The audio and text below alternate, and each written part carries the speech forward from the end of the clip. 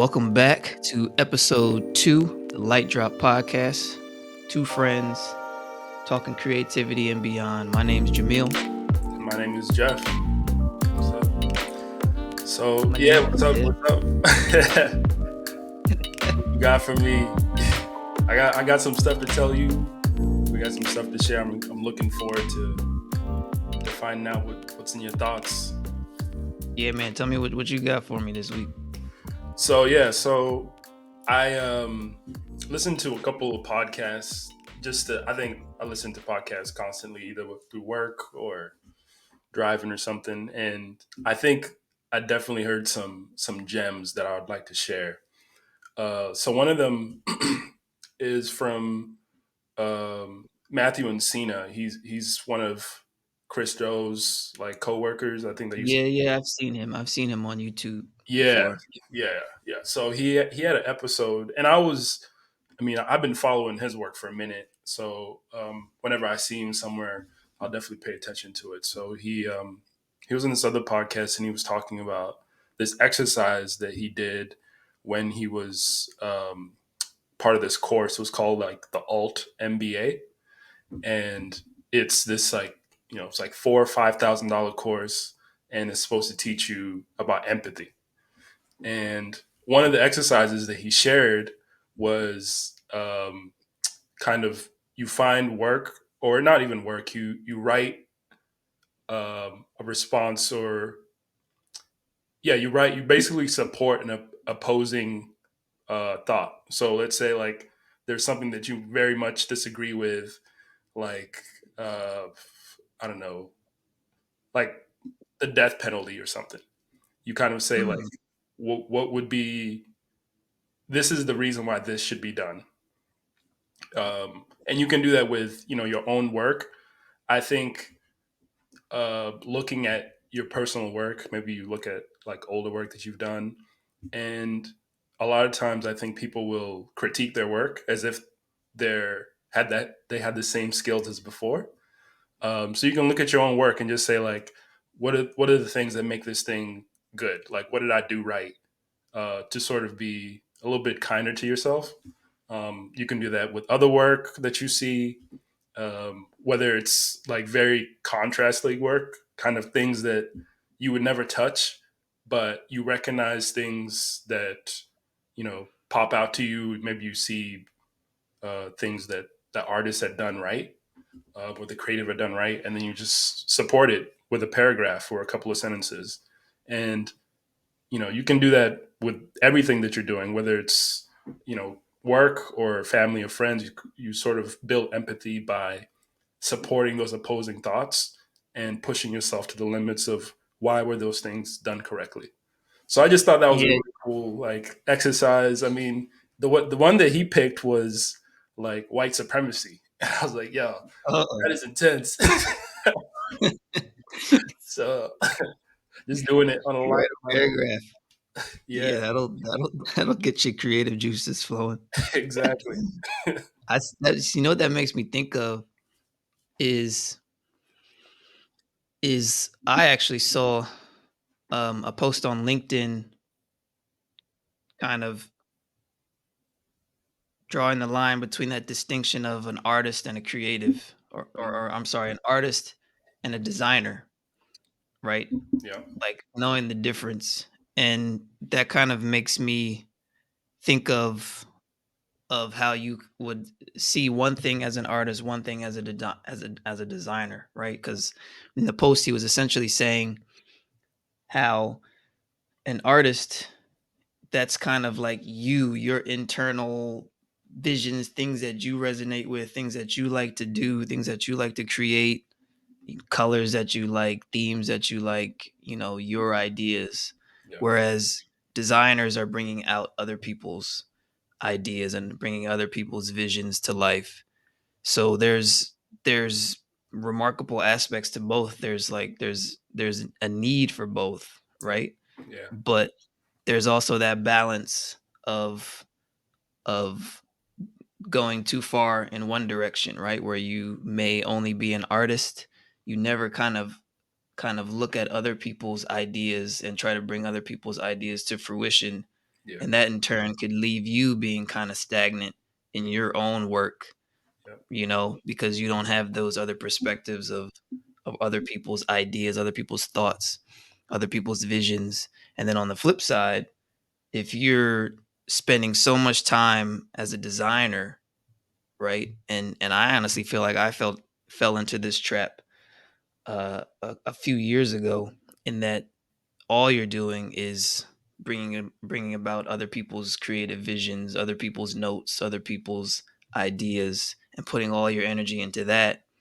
Then you really start to feel detached and separated from yourself Yeah. and your ideas, and it starts to feel it doesn't feel good. It's very uncomfortable, right? If you're someone who identifies, I'm finding that there's people who identify as one or the other, right? You don't necessarily have to, but I find people do. Like they'll say, "Oh, I'm a designer," or "I'm an artist," and I feel like the people who would identify as an artist first are really sensitive to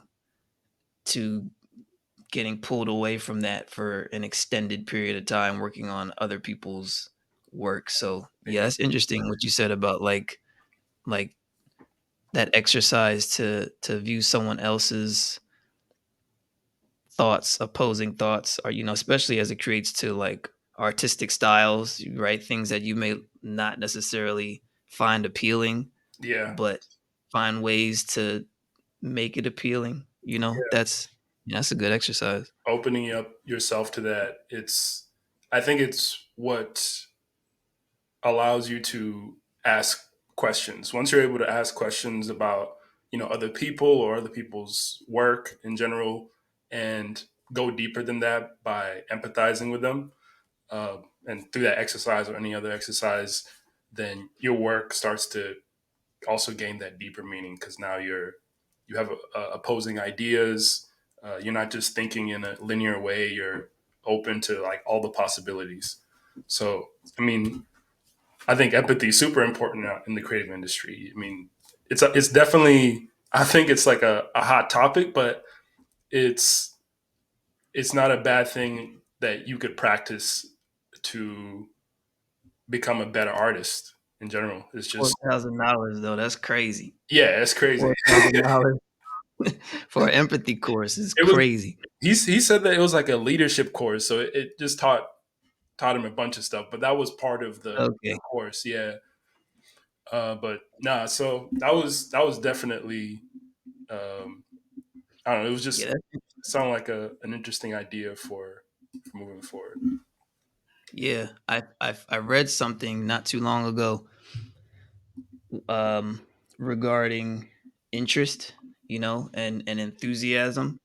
Yeah. And when you're trying to build enthusiasm yourself about something, really all it takes is enthusiasm and interest. Really all it takes is um, discovering and researching and acclimating yourself with that topic. So, for example, if if someone said to you, "Hey, do you want to go to a baseball game with me?" Right? And they love baseball. They're into all the stats, all the teams, all the history, right? And you're not, Yeah. right? Then you may be like, "Oh, okay," and you're watching baseball, and it's hard for you to enjoy it, you know. Yeah. But really, all it takes is if you would take an hour, 2 hours, 3 hours, and just research baseball, research the history of baseball, research the recent history of baseball, right? The storylines, the teams, the rules, right? Mhm. All the different things, right? If you just spend even just a couple hours, then you would get some interest in it, because now you understand, now you see, oh, okay, that's pretty interesting. I didn't know that. And you Yeah. would you would surprise yourself to see how interested and engaged you can become in something that you didn't previously have any interest in, Yeah. just by doing a little bit of research about that topic. So I think that's kind of that's relevant towards anything regarding design or art too, where there's a particular style of art that you don't enjoy, or a movie genre or a book genre, right? S- Spend a little bit of time not a ton. You don't need to force anything, but Yeah, I think that's a good exercise too, worth just doing some background research, looking up some information about that thing that you're not interested in, and see how it changes your perspective on it to give you some interest. And most importantly, the most important word around all of this is enthusiasm, because if you have enthusiasm about something, then you can bring that enthusiasm to someone else, exactly. right? Yeah. You We all know somebody who's super excited about something that you know nothing about, but anytime you talk to them about it, they get super hyped. They talk about it. They're like explaining it to you, and you feel like that enthusiasm Yeah. about that thing. You know, if a lot of times it might be just a family member or something, or a friend, and they're not trying to sell you on something, but when you dive into the nature of trying to sell somebody your ideas, trying to make a proposition for them to buy something from you, whether it's your service, right, your art product, then it takes enthusiasm to do that, to give someone else enthusiasm. So I Yeah. think that was a really interesting point about building enthusiasm, how it's possible to get that Yeah. even in things that you weren't normally enthused about. Yeah. You just got to put yourself in there. You can find out a Mhm. lot. So dope, man. So like the next things going on with that theme of looking inward, looking at other people. Let's talk about narrative identity. Have you heard about this before? Narrative, I know. Okay, I've so never heard that. I have a feeling that it's probably something that I've heard, but I've never heard it. I've never heard it explained as that narrative identity. yeah, you're probably very familiar with this theory, but it's basically a theory that we form an identity with stories through experiences, and that's who we become. So basically, the story you tell of yourself is who you end up becoming, and this has been studied. It's been looked at. It's been used to assess like people who have problems with alcoholism. They'll continue drinking based on the stories that they're telling themselves, basically like memories, like saying, "Hey, I've always been a drinker. I used to drink when I was a certain age. My father," and that's just something that they just keep repeating to themselves, and they continue to form these patterns just because they're telling themselves that this is who they are. But on the flip side, the positive thing is that these stories are very structured in a typical story. It has a beginning, a middle, and an end. So if you're going through something right now, you could say that this is the middle of my story because I'm processing something. So when you think about it, it's more of a positive thing because if you say that this is the end of my story, then it becomes a lot more sad and like, you don't have as much energy to do anything else because this is the end of whatever it is that you want to do. But as long as you're saying that I'm in the middle of it, if you're going through it, this identity can start to shift as more positive things happen to your life. And even, you know, 30 years from now, if you're remembering something, if you remember it in a positive way, your narrative identity will be positive for that period of time. Like, let's say, for me, uh, I think positively about when I didn't have any money as a freelancer and I was trying to juggle like, $1,000 a month in, Savannah.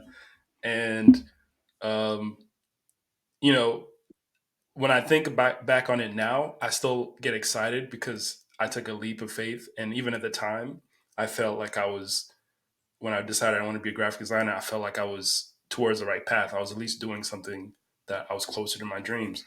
And thinking back on it, I'm so glad that I did it. And I don't have any like negative feelings about the process because like I'm still enjoying the fruits of my labor at this point. I'm still young in my career, and that's my narrative identity. And I feel like you also very much align with that because we've talked about this before about telling yourself one thing and sticking to it and staying positive. So tell me your thoughts on that, on your narrative Yeah, identity. no, there's see, that makes me think a lot about creative writing, because there's absolutely nothing different between what you just said and writing a story, right? If I'm creating a world, if I'm creating a science fiction novel or a fantasy novel, the first thing I need to do is figure out what my story is, right? What's the Yeah, story of the character that I'm following? And the only way to do that is to build up that character's background, their experiences, to have a full understanding of what they've been through, right? yeah, When you're actually the one that's penciling that in, when you're crafting these characters, you're doing it from this this bird's eye view where you can see where they started, where they're at now, and then of course you as the writer knows where they're going. So it's very much kind of, I don't know, it's kind of deep to think that that's exactly what we're doing with our lives, right? You know what I mean? How many times have you heard that you're the author to your own story? You know, you yeah, you create your own reality, right? yeah, Like like the thoughts that you think lead to the actions that you take.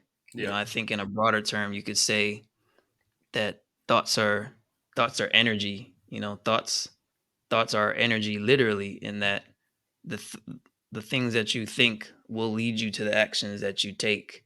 And so I think a lot of people get tripped up very easily in thinking that they're they're a victim to, or they're only able to go with the flow of their thoughts, right? Like yeah. They're if stuck. you may be in a, yeah, if you're in a tough place creatively right now. I know my industry, the visual effects industry, a lot of artists' livelihoods, confidences have been really shaken up this year. Exactly. Yeah, And it's really easy to fall into the trap of thinking that the emotions that you're feeling now are a result of the things that are happening to you.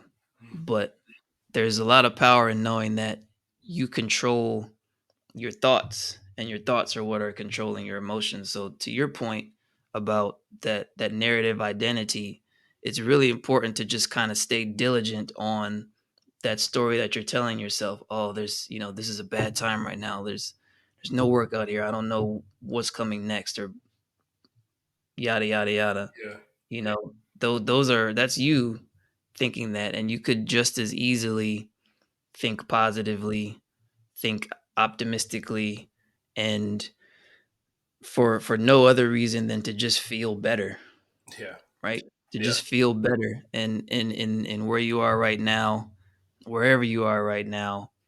That's ultimately why we do anything, is because we think that we'll feel better in having it, or doing it, or being there, or seeing that thing.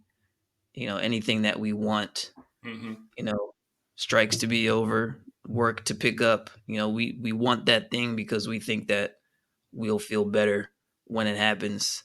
And so our challenge always is to just find a way to feel better now, yeah, regardless of what's happening. And when you can when you can inject that into your work, when you can inject that into creativity, the things that you bring out of other people, then that's when you really set yourself apart as a creative, in your industry, in your office, yeah. in your school, you know.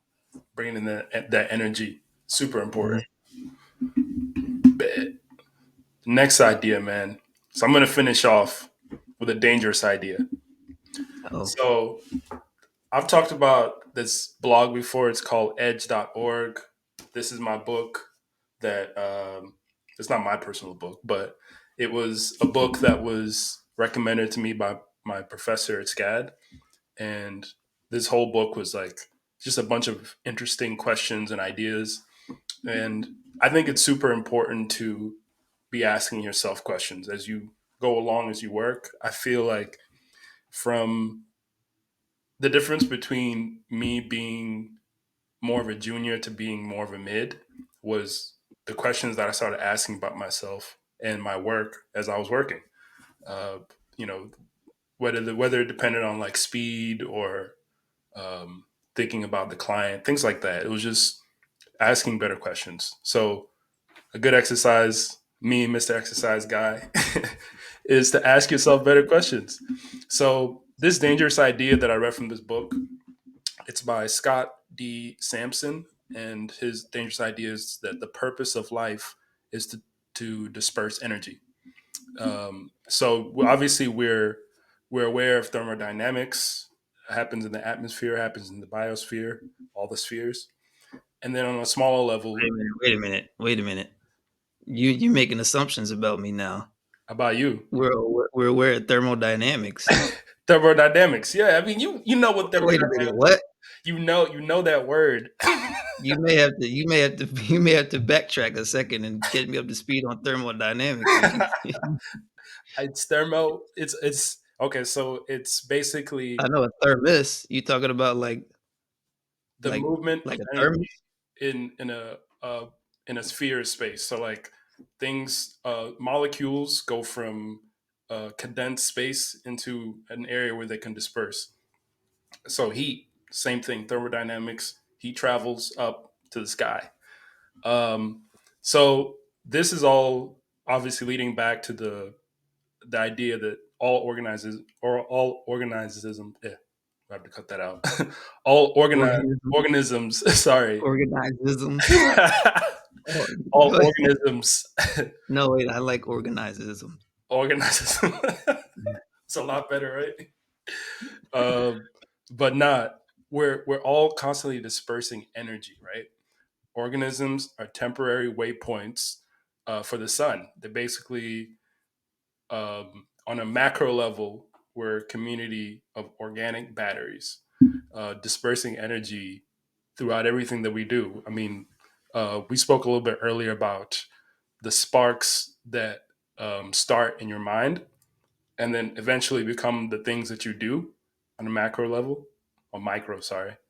And then macro, obviously, you get up, you have the energy to do things, so you go forth and you build things, you build houses, right? As a human being, build families, bigger thing, communities. So it's just this cascading effect that are all caused by the sun because we have the energy to do it, and we're slowly dispersing energy throughout the things that we do. Even um, you have an idea, you tell someone an idea, they might take that idea and transfer it to something else. The whole thing is just energy because obviously it took energy and electric energy, even that, to think of that idea, and then verbal energy to tell it, and then now those people are going to share it and disperse it to somebody else. So I just thought it was an interesting idea and question to ponder on because in the end, Scott Sampson, he basically says that it is a profound thing to think of life like that because that means that everything matters. It's not just, humans get to do whatever they want. Everything in the world that can produce energy is worthwhile because it's part of the bigger community, right? So if you think about yourself as that, like I'm part of a bigger job, a bigger role, I think it can really help you identify some things that you might not even be thinking about or new opportunities. You can connect with nature a bit more, I think. But yeah, that's it. I mean, it's a very thought thought provoking idea and something that I think we should revisit every once in a while. No, I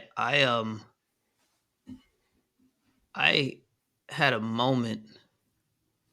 It was I would say it was like maybe a week ago, a couple of days ago, where I was sitting on my couch and I was reading. It was very quiet in the house, and I just became like very acutely aware in that moment that I was sitting here on a couch in the year 2023, right?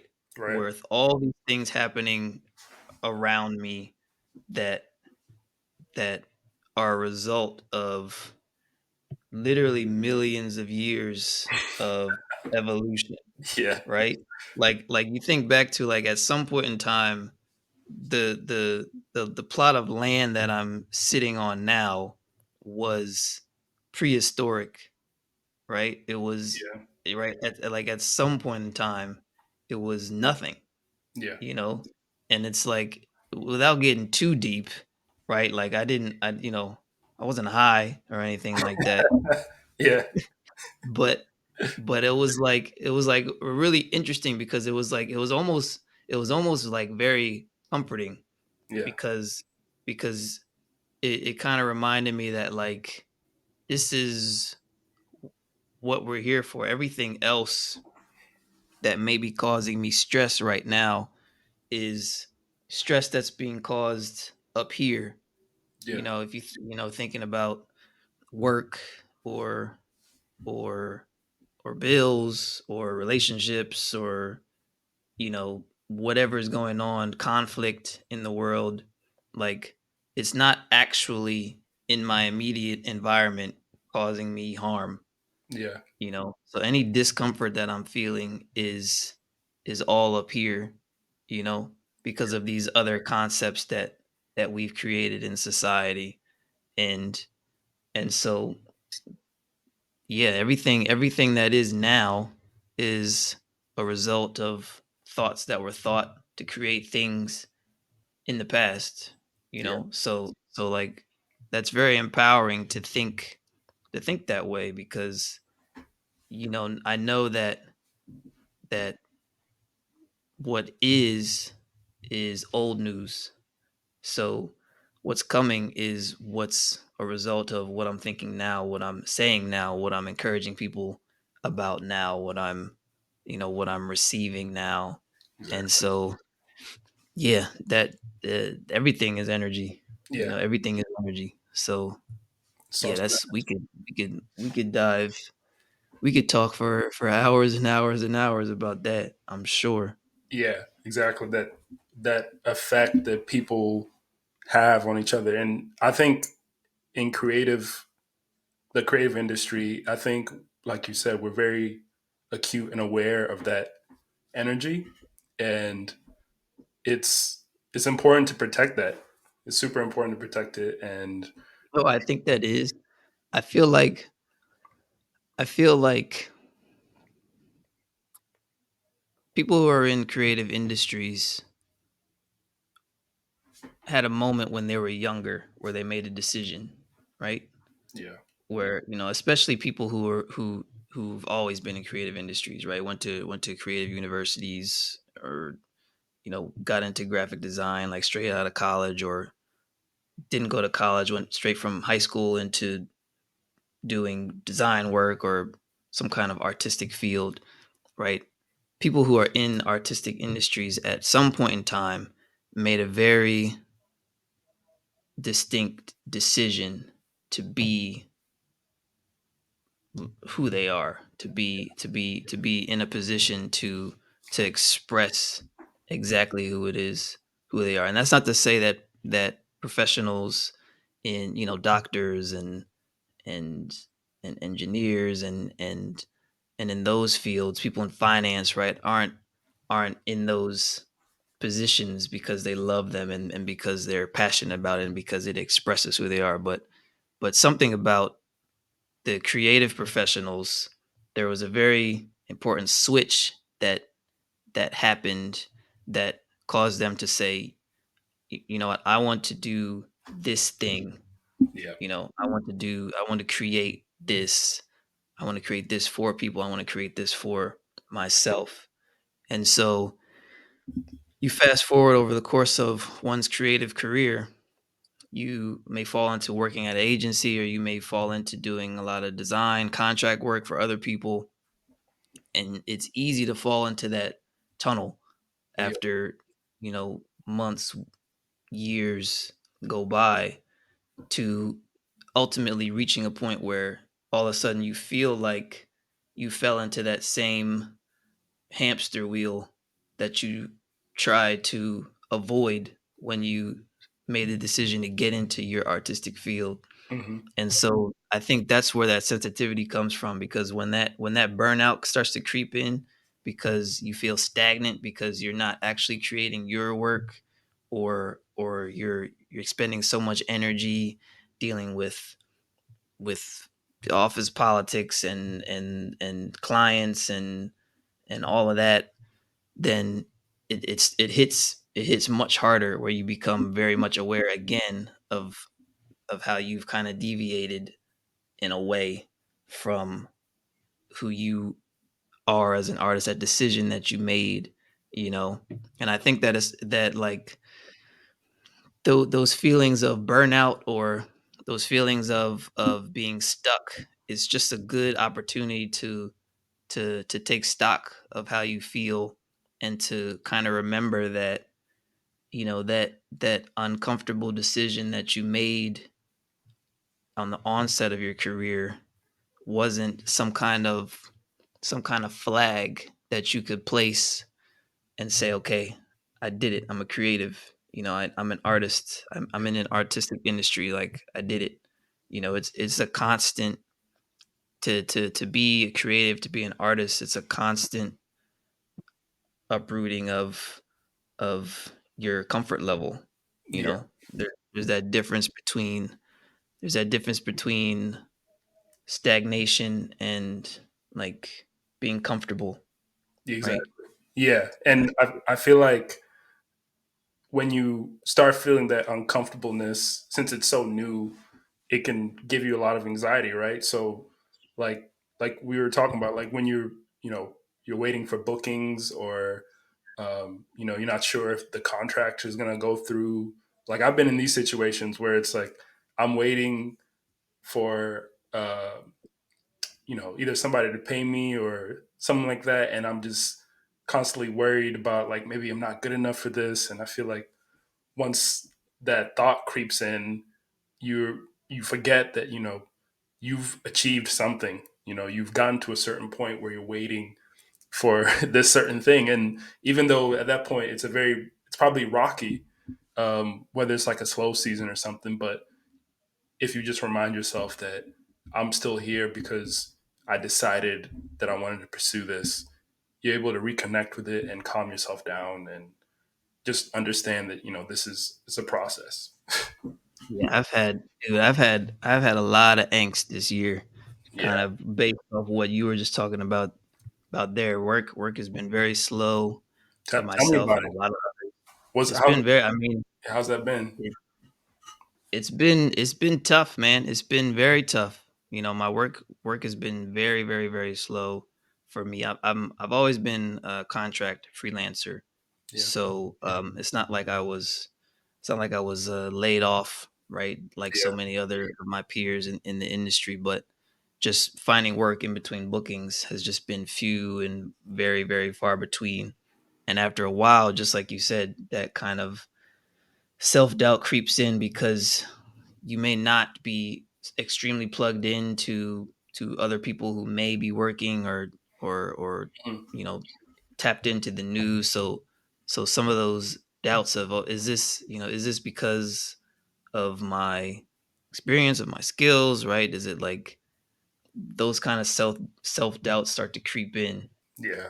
a lot. And I think even more so than that, what starts to what has started to happen has really been like this self-reflection of why, I'm doing this in the first place, why I got into the role that I'm in now, Hmm. as a creative professional, as a lighting artist in the visual effects industry. Because I think back to how hard I busted my ass, right, to get started out of high school, out of college, to get into the industry, to get the experience that I've got, to work on the projects that I've worked on, right? All of the like I've paid my dues Yeah. to work and have busted my ass, and you look up and it's been 1 month, 2 months, 3 months, 4 months without work, and you're kind of like you kind of feel like you have nothing to show for it, right? Yeah. Because it's so Almost like quiet. almost like you've been renting an apartment for the last 4 years, Yeah. and they they changed your lease, and now you still don't actually own anything. You know what I mean? Yeah. Yeah. So it's like it's kind of been that psychological thing with myself to really buckle buckle down on ensuring that whatever it is that I do next, or when I resume working again, that I'm very much conscious about also remembering to create for myself, to Yeah. not just get lost in the sauce, so to speak. Yeah. And I think creating for yourself, what it does, it reinsures you that you can do it. Because I think when you're working and you have like a brief, right? You have all this content. It makes sense, I think, to your brain as far as like the level that you're at right now. It makes sense to for you because it feels like you're doing some work. But when you have personal work, I think, and maybe you don't have that brief, but you're still creating, you're still getting almost that dopamine of creating something. And I think that's how you can like sustain It's yourself growth. as far as It's growth. you said what? It's growth. That's what it Growth. is. Yeah. That dopamine is growth. Yeah. Just realizing that, I still got it. I can still do this. You're having that conversation with yourself when you're doing those um, pieces just for yourself.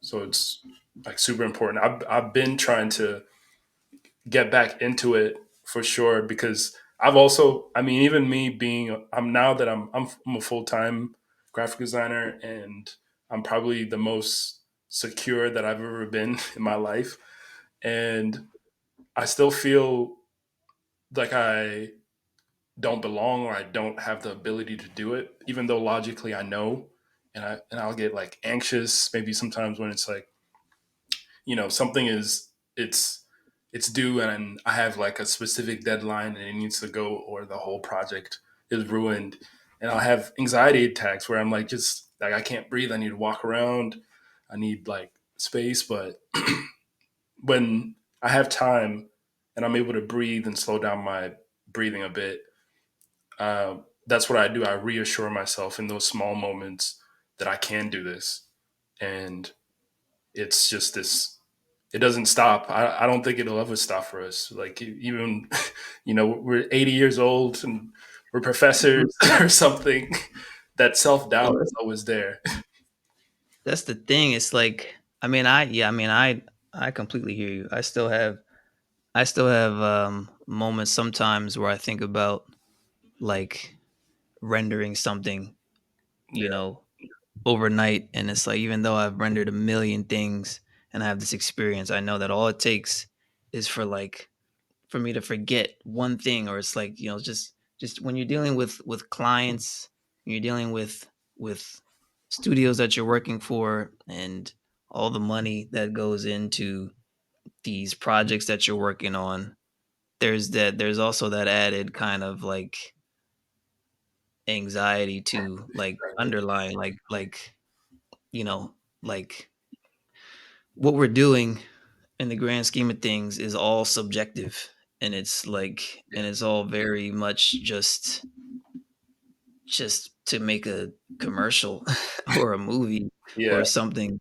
But it's like I said, you get, when we all got into this in the first place, to create, to bring out those stories that we want to tell, and whatever our medium is, we we get trapped sometimes, yeah, years, months, years, in that hamster wheel, like I said, of dealing with clients and working for others and deadlines and this and that and schedules, and all of a sudden it's not, you know, burnout creeps in, and it's not, and it's this departure from that initial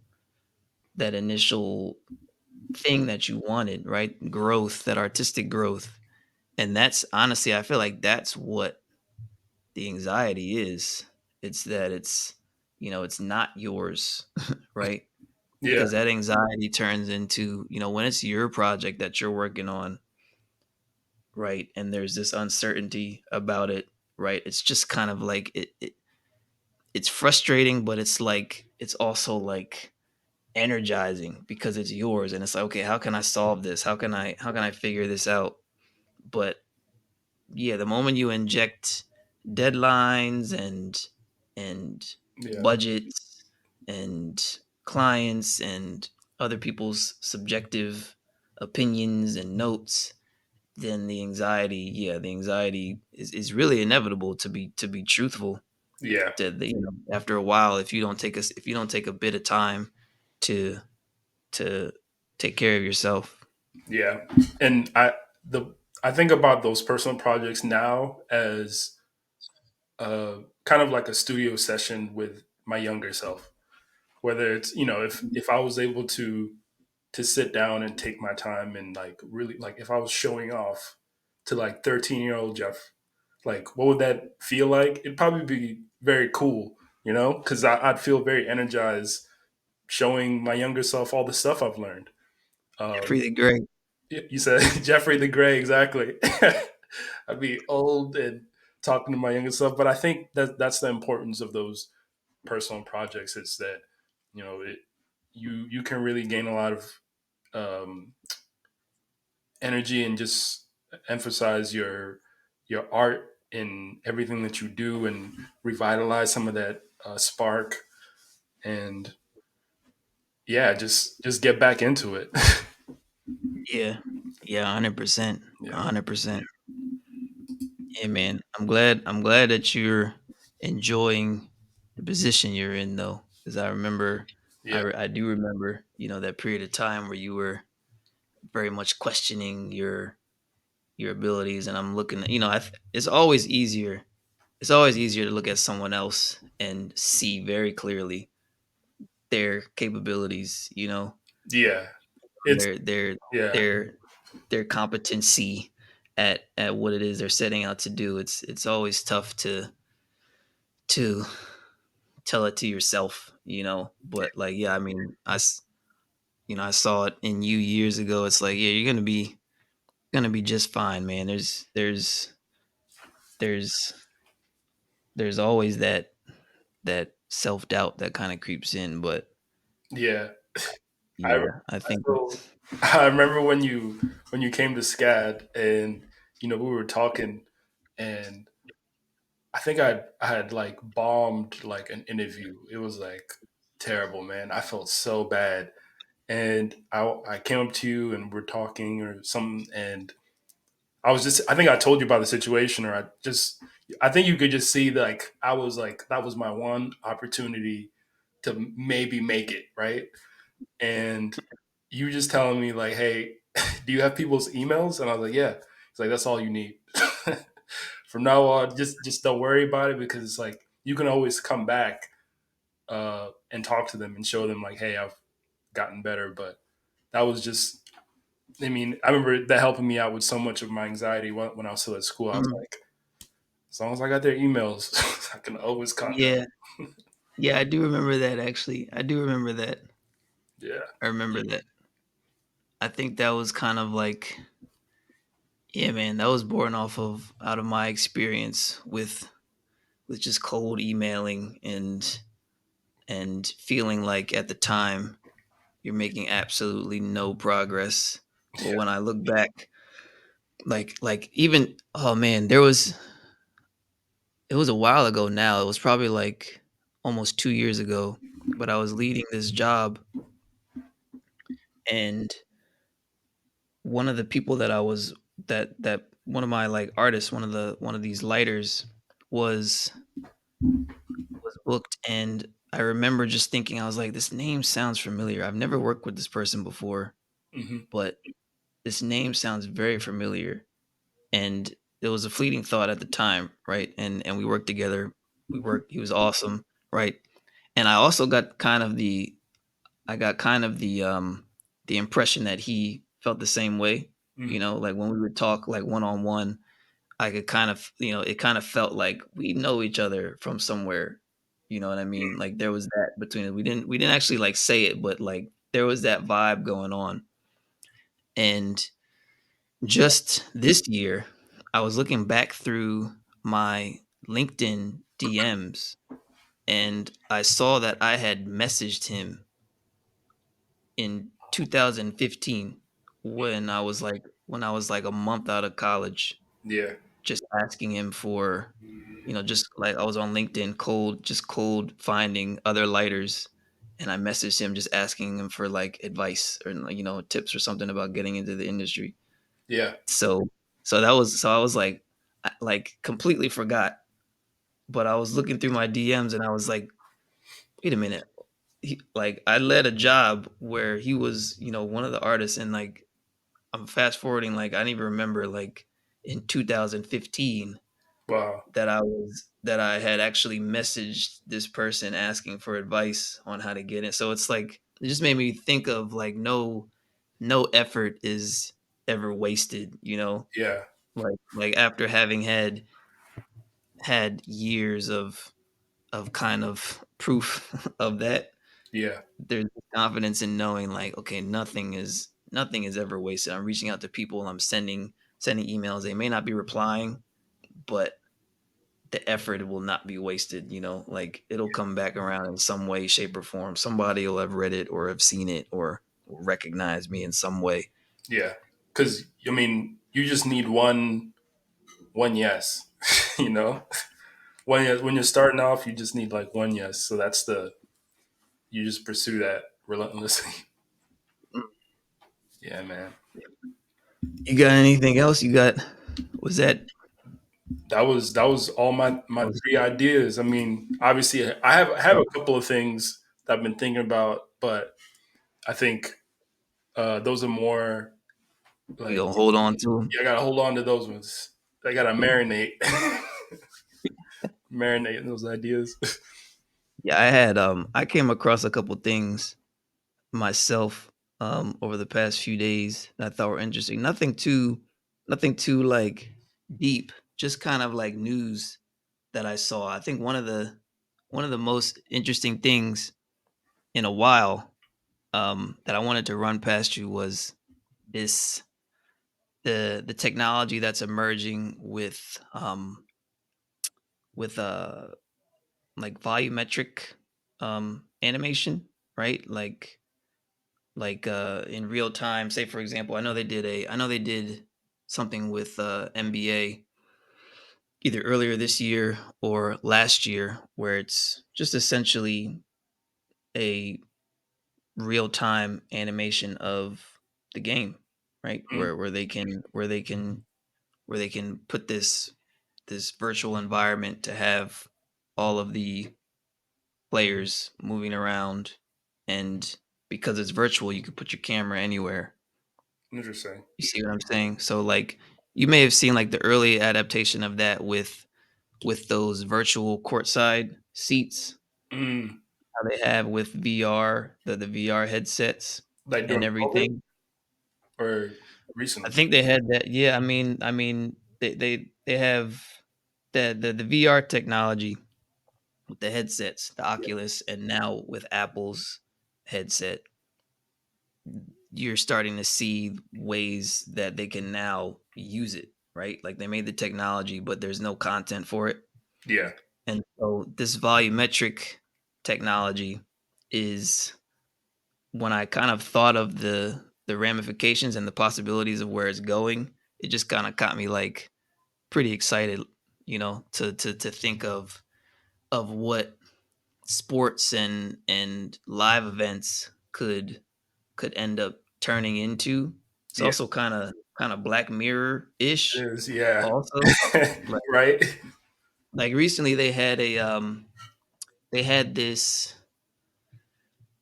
Sunday morning football Mm, game where they did this parallel broadcast. Oh, they did this parallel broadcast of the same exact game, but with Toy Story characters, mhm, right? So they had the broadcasters were like playing it up. They were talking about how they were running around in Woody's room, and the characters were see. the actual players, but some of them were dressed up. Some of them had you know the the cowboy hats on and what have you. But it's just a representation of the live game.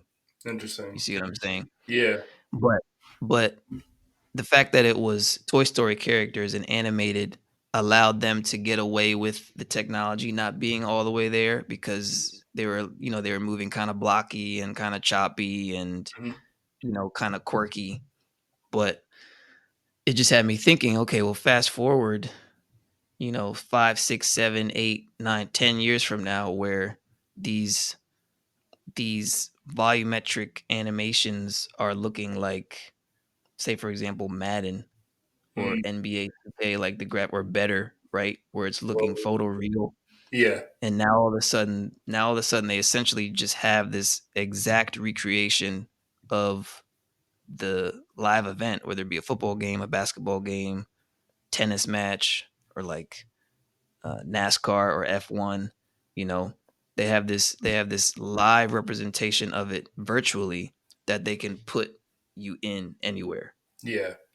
See what I'm saying? That's So dope. like now all of a sudden you have this VR headset that you're watching the game, but your perspective is from the player's POV, Yeah, right?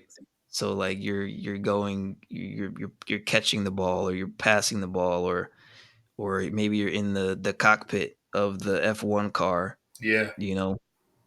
So Wow. it was just very cool. I wanted to see what you thought about like kind of the progression of that technology. If you think that it's actually like Oh man, you froze. something that's gonna blow up or if it's gonna stay gimmicky. Yeah, technology like that can't be stopped, and I'm excited about it because I think there'll be a lot of new opportunities to people throughout the world that they've never had. They'll be able to visit places. There'll be a lot of like medical assets that come out of this. I mean, even being able to like perform surgery on someone from a distance, maybe just telling someone what to do, things like that. That you can kind of train. What? Yeah, no, that's crazy to think, especially when you think about a doctor in 50 years is going Yeah, to be someone who's you know 2 right now who's going to grow up with this stuff. So to them it's just going to be like, oh, this is what we do. I I perform surgery from across the world. yeah, exactly. I mean, I'm excited about stuff like that. When Meta released their VR, did you see that? Uh, like Mark Zuckerberg's, I don't know, he was having an interview with somebody because the first time he introduced Meta, he had an interview, but the characters look like Xbox 360 characters. You know, like very gimmicky. 'Cause I worked on some of those. Yeah, those I ones was are like, I thought the really, same thing. I was like, I mean, I guess you got to start somewhere. But yeah. And now, like, I don't know if you've seen it, man, but the way that the realism that they have on those 3D characters, it's amazing. Like it's perfection. It's yeah, almost real. I was thinking the other day, like, so I've never seen with something like with AI and with Chat GPT and all the other technologies like that, all the applications that have come out about. I've never seen something become like so prevalent so fast because we weren't even you like I mean obviously Chat GPT's been around for a few years in the background, Yeah, right? But it wasn't in the mainstream at all. I don't even think for all of this year. right? Like I would say maybe like certainly wasn't mainstream at all last year, Yeah, it's but just started. like I'm trying to think when people started really talking about it. It must have been like January, maybe February, and then ever since it's literally started to turn into just this commonplace Yeah, already everywhere. with offices adopting it and and Yeah, all these other things. So it's kind of crazy just to think like it's literally exponentially getting better. And in a year from now, I think a lot of people are going to be surprised at, well, not even surprised, to be fair. I think that people are kind of expecting it now, right? Because people's attention spans, even on social media, are just getting shorter and shorter and shorter. And I feel like that's gonna represent itself too with the development of technology. It's just gonna you know, like if the next iPhone can't like iron your clothes too, then people are gonna be okay. You like this is the same thing. You had a year, right? Like there's yeah, all these other technologies who have been out for like 2 months, 3 months, and it's been this rapid development. So I feel like it's gonna be this very interesting thing to keep track of, like the fast development and like almost what kind of gets left behind too, right? Because like I'm I was thinking, what do we have now, like right now on our desks that will be outdated, like really outdated in a year, 2 years, yeah. I like think, think of like an iPod, you know, yeah, or a Walkman or a CD player, like the equivalent of that just being absolutely antiquated. Like there's wow. something in our on our desks right now that will probably be that in quicker time than we think. Yeah, and I've seen like designers using uh, like VR. I think it's called V-Ray Sketch or something like that to design things, right? So they're using the same Oculus, like I think it's like the controller or whatever. They're using that to design new things. But I could see that once that doesn't look so awkward. I mean, at least for now, it's not as intuitive for the general public. But once it gets to a certain point where a kid could do it, I can see all of this being gone. Like no table, Yeah. what's the Yeah. chairs? We just stand and do our thing. Yeah. That's very true. You go into No keyboards, no keyboard. You're in an no empty. keyboards, no monitors, Yeah, no discs. Just oh, that's actually hilarious to me.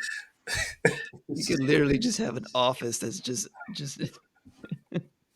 that's just pictures on the wall. right.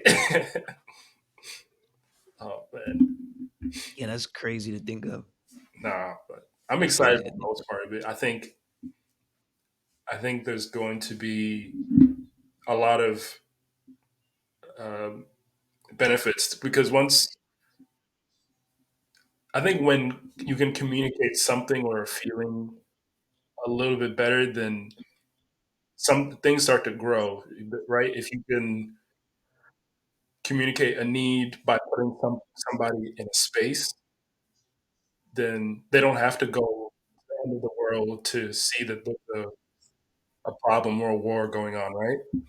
So this is goes back to being able to get people to empathize with other people. I think that's going to be Yeah. yeah, it's going to be Yeah. To your point when we started this episode, it's like that's an exercise like that to outline other people's perspective, other people's point of views great, is right? going to be more important than ever. These are the kind of things that need to be practiced now, right? Like I think that I think that a skill set, like an actual skill set that's going to be very highly sought after in the future is going to be the ability to empathize and to have and to be able to get emotion out of people because of how kind of virtual and and everything that things are going to, technology is kind of taking place, AI, right? Like the people that are really going to set themselves apart are going to be the the people who are able to inspire others and bring out emotion and stories and things in others, and to be able to see the broader picture. And there's there's a lot of consumers, especially younger, that I think are going to miss out on that skill set, on developing that skill set, you know. So our generation for sure uh, has an opportunity to really like, it's just like we're talking about your narrative story, right? Like to look ahead at like, what do you want, you know? Do you want to be in a creative industry that's detached, or do you want to be in one that's more connected and, vibrant and energetic and personable than ever? Yeah. It's the, both can exist, but where you want to place yourself is very much dependent on the attitude that you have now, and the thoughts that you think, the things that you create to put you towards where you want to be. Yeah. And that's a good point because it's as us being kind of like this generation where we're still aware of the past enough where we didn't have some of these things, so we got to see each other a lot more. Uh, it's up to us to cultivate that sense, like being able to explain things to somebody or understand younger designers or people who are a bit more curious. It's just up to us to What was it like? What was it like, Grandpa, when, tell us, Grandpa. what was it like to be in a classroom with Right? with What was 30 other people? sitting down for 8 hours? That sucked. Look at you. Exactly. You're crippled. You can barely walk. But nah, man, it's like I said, like it, it's a good place to be because I think we're our generation was super positive and it still is. And if we can continue that as we get older and we're sharing a bit more, then we're able to kind of restart this engine of thinking about people in a certain type of way. Uh, so empathy, super important. Yep. This whole, I honestly, I mean, it's my industry, like in parallel with film, television, visual effects, animation.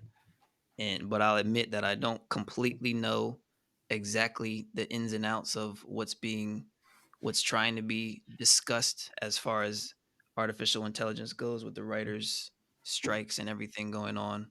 But I still understand that there's that uncertainty and that fear almost about AI kind of taking over. And Yeah, I know that a lot of people have had this unsure sentiment lately about job security as a designer, as a matte painter, or as a concept artist, and I think that if anything, what's happening now is it's putting that attention on the actual skill sets that we need to cultivate and that we need to keep, which are our human side of things, right? yeah, Our ability to, like we said, empathize and to actually resonate and connect with other human beings is going to be a skill set in yeah, the future, more so than in it right now. It just kind of feels like, okay, yeah, of course, we need to have that. But I think that when you look down the line, it's something that you need to kind of be conscious of now, and to make sure that you're, as you're working, you kind of be this trendsetter to keep that in your work, right? And to put that out in your work, even if you're utilizing the technology, of course, Yeah. it's powerful, and it's going, but you can still inject that emotion into it, Yeah. right? Yeah. So I think, it's a lot of nuance there, and I'm sure a lot of politics too, but in the grand scheme of things, it's very simple, right? Just just remember to look inward, to look at, to check in with yourself, check in with others, and just maintain that emotion in your work. Yeah. Yeah. Exactly. And not be like too much in your head with it, because I think when you forget that this like creativity is all about collaboration, and you're not some it's not like the ego, right? You're not building for yourself, you're not building by yourself. uh, you are part of a creative energy and putting back into it in a positive way as benefits you can't even imagine yet. So just putting Yeah, it man. Yeah, that's the future. Good energy, positive vibes, emotion in yeah, your creative work. I think that's a great place to wrap up today's episode. yeah. No, that's a dope place. All right. Well, till next time. Till next time. Peace. Peace, bro.